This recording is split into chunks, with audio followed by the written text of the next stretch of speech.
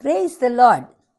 மத்தேயு 20:27 சொல்லுகிறது, உங்களில் எவனாகிலும் முதன்மையாய் இருக்க விரும்பினால் அவன் உங்களுக்கு ஊழியக்காரனாய் இருக்க கடவன். அருமையான தெய்வ ஜனமே, இந்த நாட்களிலே எல்லாருக்குமே நம்ம ரொம்ப நல்லா டாப்பில் இருக்கணும், ஒரு ஹை இதில் நம்ம மூவ் பண்ணணும், நம்ம ரெக்கக்னைஸ்டாக இருக்கணும், எல்லாரும் நம்மை பார்க்க வேண்டும். இந்த ஆசைகளெல்லாம் ஒரு common natural desires of a person. ஆனால் இன்றைக்கு கர்த்தரை நாம் ரொம்ப இன்டிமேட்டாக அறிந்து கொள்ளும் பொழுது கர்த்தர் இதற்கான ஒரு முதற்படியை வைத்திருக்கிறார். அது என்ன தெரியுமா?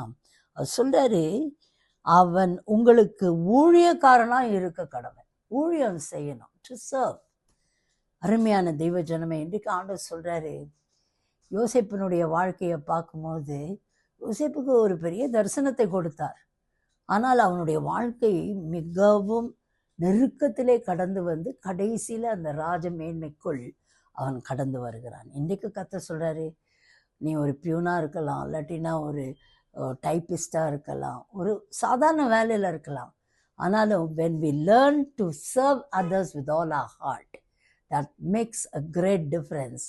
And the Lord himself will promote us for a higher position and for a higher level. May God bless you with this prophetic word today. Amen.